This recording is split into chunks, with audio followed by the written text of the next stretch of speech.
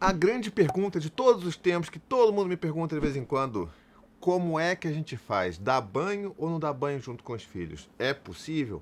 É permitido? É errado? Como é que funciona essa dinâmica da gente poder tomar banho com os nossos filhos? Será que a gente deve? Ou usar pelo menos uma sunga ou um biquíni?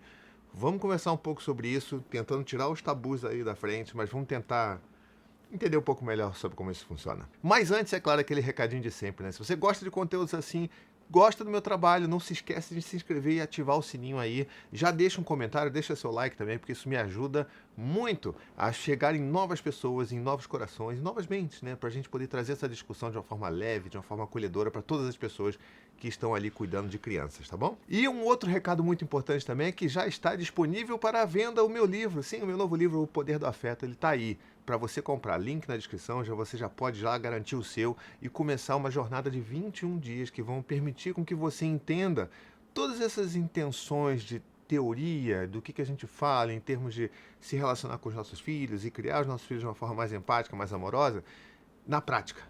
Então é como se fosse um guia, uma jornada de 21 dias para você acompanhar aí com seu filho e também você encontrar esse ponto de equilíbrio, onde a gente não vai falar só 100% sobre o que os nossos filhos precisam, mas também entender o que é aquilo que a gente precisa, tá legal?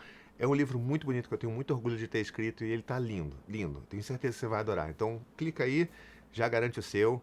E me avisa se você está comprando, está lendo, o que você está achando, se você está curtindo, se você está fazendo a jornada. Me avisa, me marca lá nas redes sociais. Bom, a ideia para falar sobre esse tema daqui veio de uma mensagem que eu recebi, então vou ler essa mensagem, tá bom? E aí a gente vai começar a elaborar sobre ela, tá? Então vamos lá.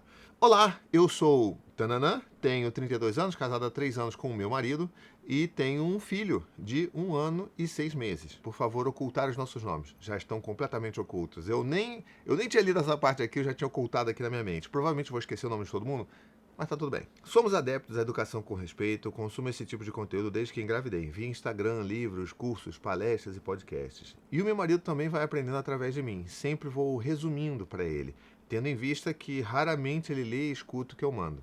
Aí já temos um problema, né? Mas a gente vai falar sobre isso também depois. Mas ele sempre concorda e é o mais respeitoso possível em sua educação com o nosso filho. Então eu escrevo e-mail a fim de ter uma conversa não tão difícil assim, risos, mas para saber como que a educação positiva, respeitosa ou com apego lida com a questão da nudez entre pais e filhos. É realmente uma dúvida que eu tenho, pois tomamos banho juntos desde a época que ele era recém-nascido. A maioria das vezes comigo, claro. Até agora nos sentimos confortáveis com isso. Geralmente é um momento de diversão entre nós dois e tento sempre já ir nomeando desde bebê sobre o corpinho dele, apesar dele ainda não entender. Mas faço como uma forma de me exercitar, para virar um costume e naturalizar aquilo que sempre foi tabu na minha educação enquanto criança. E fico pensando, se continuaria confortável se nosso filho fosse menina e o banho fosse predominantemente com o pai, mesmo confiando muito no meu esposo e tudo mais. Mas queria saber se existe alguma idade a qual não é interessante manter esse hábito, até que ponto isso pode ou não ser algo negativo.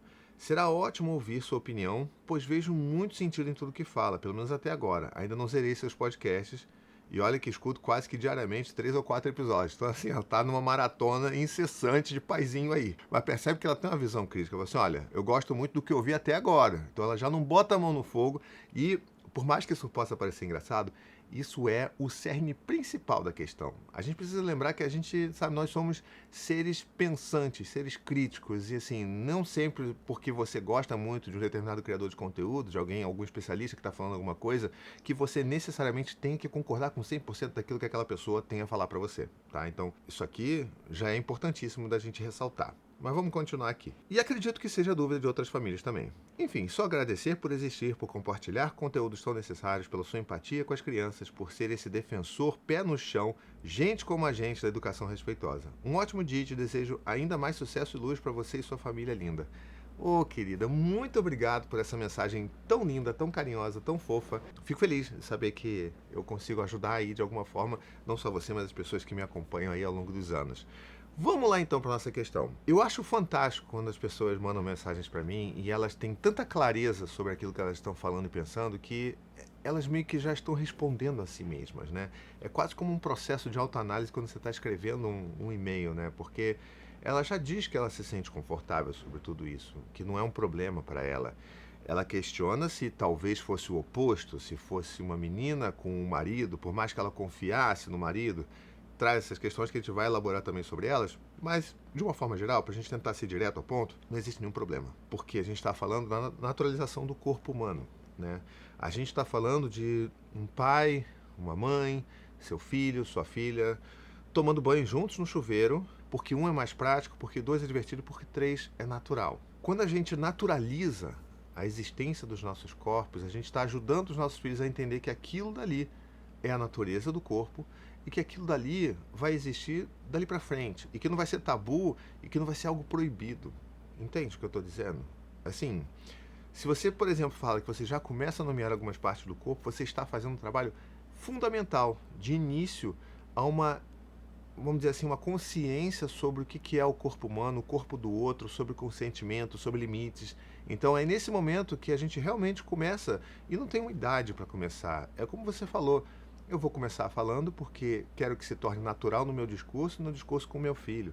Então, olha, se ele começa a apontar para sua parte íntima e você fala, isso aqui, né, é a pepeca, ou se você prefere falar o nome fisiologicamente correto, isso aqui é minha vagina, minha vulva e tal, tá tudo bem, sabe? Eu sei que existem correntes, inclusive hoje em dia, que determinam que a gente tenha que falar um nome correto, um nome cientificamente correto. Eu entendo o que essas pessoas têm a dizer. Eu, Tiago, particularmente, não me oponho a utilizar outros nomes. Não acho que isso infantilize a questão.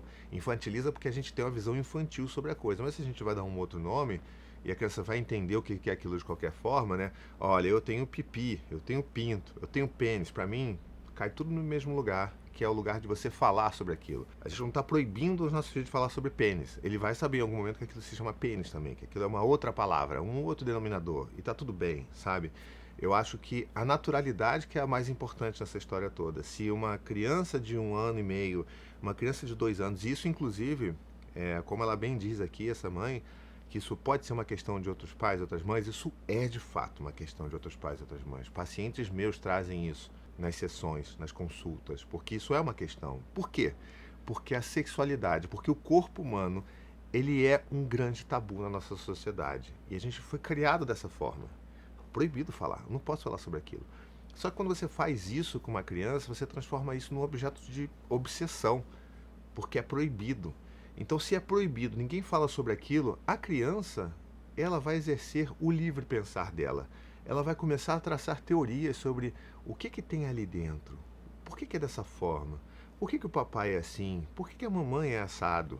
Por que é diferente? E se isso tudo é proibido, isso não significa que será proibido na cabeça dessa criança. Essa criança vai traçar suas teorias mirabolantes para entender o que é, como que veio, de onde chegou, por que um é assim, o outro é assado. Isso vai acontecer. A gente só imagina que não, enquanto adulto. A gente só acha que por proibirmos, por não mostrarmos, isso não vai acontecer. E dá para fazer um certo paralelo, não tentando combinar as duas coisas, mas um certo paralelo, por exemplo, quando uma criança de 2, 3 anos começa a bater nos amiguinhos, e aí os pais desesperados falam assim, poxa, mas os meus filhos, assim, eles não têm acesso à violência, eu não sou violento, eles não apanham, eles não veem desenhos violentos, por que eles estão batendo? Porque é natural da nossa vivência humana passar por tudo isso. A gente passa por essas curiosidades com relação ao corpo, a gente passa por, sabe, ondas de agressividade. Não que uma coisa esteja ligada, tá? Quero que fique bem evidente aqui, que não está ligada uma coisa com a outra, mas para a gente entender que não necessariamente as coisas que os nossos filhos vão saber ou pensar ou decidir sobre está intrinsecamente ligado com apenas aquilo que a gente fala para eles. Não é assim que o mundo funciona. Então, a partir do momento que a gente consegue entender que essa maldade que a gente vê é a gente que vê nos nossos filhos, a gente está, na verdade, limitando o pensamento e a descoberta deles. Então, num mundo assim, do que eu penso, no que eu pratico com os meus filhos, do que eu converso com as outras pessoas sobre isso, é justamente a gente entender que quanto mais natural for o nosso discurso, mais fácil vai ser para a gente ter outras conversas que a gente tem tanto medo porque eram mais tabus ainda lá na frente. Falar sobre sexualidade, por exemplo. Falar sobre corpo não é necessariamente falar sobre sexualidade. Na verdade, não tem nada a ver com isso, né? Existe um desenvolvimento aí que ele vai levar esse ponto, esse lugar, mas o que a gente está falando agora é de mera curiosidade. com relação ao corpo humano. Por que que o papai tem isso, a mamãe tem isso? Por que que eu tenho isso? Por que que o meu primo tem isso? E as crianças vão começar a tentar entender o que está acontecendo. Por que que aqui existe algo para fora e aqui não existe nada? O que que aconteceu? Será que tiraram daqui e não existe mais? Alguém cortou? A criança vai tentar elaborar essas questões. Isso é um processo natural do desenvolvimento da criança, que fique bem claro aqui. Então a gente precisa entender que quanto menos tabu a gente coloca nessa situação, mais fácil vai ser para a gente conversar com elas, para elas entenderem a situação e para a gente explicar coisas importantíssimas como, por exemplo, o conceito de partes íntimas. Eu não estou dizendo aqui que o fato de você poder tomar banho com seu filho e você não estiver usando roupa também para tomar banho, porque as pessoas não tomam banho com roupa, né? A não ser quando estejam no Big Brother, né? Então, assim, por motivos óbvios. Mas se você está tomando banho com seu filho e ele tem essa curiosidade, pergunta o que que é isso, você fala. Se às vezes ele pode estar tão curioso que ele quer pegar, porque é um instinto da criança pegar e tentar ver o que que é aquilo, já é o primeiro passo para você falar: não, filho, olha, não pode pegar. Isso aqui é do papai. É a parte íntima do papai. Isso aqui é a parte íntima da mamãe. Você sabe quais são as partes íntimas? Olha, o bumbum, seu pinto, seu peito. Essas 3 partes são as partes íntimas que ninguém pode tocar. Só papai e mamãe. E aí, se você tiver uma babá, se tiver uma professora, se tiver, né, alguém que cuida diretamente ali, só essas pessoas podem tocar nessa parte. E você tem que permitir que essas pessoas toquem. Isso aqui é parte íntima. Ninguém mexe. Essa parte sua são suas partes íntimas. Ninguém mexe. Percebe a importância que tem esse diálogo, que às vezes só vai acontecer quando a gente está nesse momento de entender a naturalidade do corpo humano? E se a gente não tem a oportunidade de falar sobre partes íntimas, a gente pode ter problemas grandes, porque a criança não vai entender o que é aquilo, não vai entender que a parte íntima é algo a ser respeitado do corpo do outro e também do seu próprio corpo por outras pessoas. Olha o tipo de problema que a gente pode estar criando simplesmente por não falar. Porque nós, adultos, temos um problema gravíssimo nas nossas vidas de achar que se a gente não fala sobre um problema, ele nunca vai existir. Mas um aviso, tá? Um pequeno spoiler. Não é assim que a vida funciona. É quando a gente não fala que a gente dá espaço para o problema acontecer e ninguém saber sobre ele. A gente precisa sim falar sobre as coisas com nossos filhos. E isso parte desse lugar de entender isso com naturalidade. Agora, eu estou dizendo aqui que você aí, que está me assistindo agora, deve tomar banho com o seu filho sem roupa, porque é obrigatório? De forma alguma. Você tem que fazer como a mãe que me escreveu aqui. Olha, eu faço isso desde que eles são recém-nascidos. Para mim é natural. Por enquanto, para mim está funcionando. Então faça. Se é natural, se está funcionando, se está fazendo bem, se está ajudando de alguma forma na prática do dia a dia, porque é mais rápido, é mais prático, né? E porque está tudo funcionando bem, que bom, faça dessa forma. Quando que eu devo parar? Não tem uma idade, mas em algum momento vai parar de fazer sentido isso. E você pode ter certeza. Eu, por exemplo, não tomo mais banho com os meus filhos, nem com as minhas filhas, na verdade. Eu já tomei muito, principalmente quando eram bebês. Agora eu não tomo mais tanto, porque para mim hoje, por exemplo, é mais prático eu dar banho de fora e dou ali um lava-jato ali rápido, papapá, acabou o banho. Às vezes a Anne vai tomar banho com as meninas, porque para ela é mais prático, ela vem da piscina, vem da natação dela, e aí bota todo mundo junto, todo mundo, as 3 meninas tomam banho juntos. Os nossos mais velhos não precisam mais disso, eles tomam banho sozinhos. Então assim, já perdeu o sentido, não faz mais sentido. Então, a resposta como um todo para todas essas questões é entender isso com naturalidade. Enquanto fizer sentido, pode fazer, não tem problema nenhum. Agora, em algum momento talvez não vá fazer mais sentido, e não porque vai ser estranho, e sim porque não vai mais fazer sentido dentro da sua própria logística ali, da sua rotina familiar, entende? Agora, tem um outro ponto que é muito importante aí, que é esse ponto que você fala de, poxa, mas se fosse uma filha, talvez eu não me sentisse tão confortável mesmo confiando tanto no meu marido. E aí a gente entra num outro problema, né, que é o problema dos homens e como que a gente entende que toda essa repressão ela se torna uma opressão, né, principalmente quando a gente está falando de homens. E eu me coloco nesse lugar. E o homem ele precisa passar por esse caminho de desconstrução para entender que tudo isso é naturalizado também. Isso é um outro processo, né, que o homem precisa passar e que todos nós devemos passar de alguma forma e reentender como que a nossa sexualidade foi construída desde a nossa infância, como foi a nossa sexualidade foi reafirmada durante a nossa adolescência. E tudo isso precisa ser reavaliado e retrabalhado, sobretudo quando a gente se torna pai.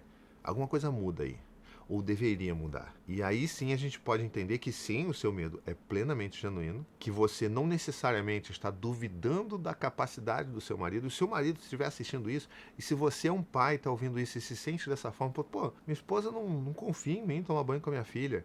Entenda que para uma mulher é muito difícil, porque essa construção, ela não diz respeito apenas à sua filha e você, e sim à própria vivência que ela tem enquanto mulher na sociedade em que a gente vive. Então, talvez não seja tanto sobre você, talvez tenha uma parcela que seja sobre você, sim, porque está te atravessando. Mas talvez diga sobre muitas outras coisas que você não faz a menor ideia do que está acontecendo ou do que aconteceu com a sua companheira. E de outros medos, porque a gente tem medo, sim, né? A gente tem muito medo. A gente tem menina, a gente tem medo. Então, é um fato, né? Infelizmente. Então, entender que, ok, se a minha esposa se sente dessa forma, será que eu preciso bater o pé para fazer isso? Ah, porque eu preciso exercer minha paternidade. Minha paternidade só será plenamente exercida se eu tomar banho junto com a minha filha pequena. Independente se a minha esposa fica completamente angustiada com isso. Será que vale a pena bater esse pé só para exercer sua paternidade? Essa é a única coisa que você deve fazer para exercer sua paternidade? Entende a questão? Então aqui é um outro ponto que eu falo especificamente para os pais, que alguns batem o pé e que acabam gerando muita angústia dentro da própria dinâmica familiar, que eu acho completamente desnecessário. Então, não faz diferença. Da mesma forma que não deveria fazer diferença tomar banho, também não deveria fazer diferença não tomar banho. Então você não quer, tudo bem, você já tomou muito banho com a sua filha quando era bebezinho e tá tudo bem, era gostoso, era legal, no seu colo você dava. Eu tenho ótimas memórias de dar banho nos meus filhos bebês no meu colo dentro do chuveiro, era maravilhoso. Mas se chega um ponto em que talvez as coisas não estejam mais tão legais assim, no sentido não do que você pensa em fazer, do que você está fazendo, e sim de como que aquilo está afetando todo mundo, por que a gente mantém isso? Você pode continuar levando sua filha para passear, sua filha para ir para pracinha, você pode continuar contando historinhas, fazendo um monte de outras coisas que só um pai faria, porque você é o pai da sua filha. Talvez continuar apertando essa tecla não seja tão importante, sabe? Então, é uma questão de avaliar não a relação entre você e a sua filha, e sim a construção do todo.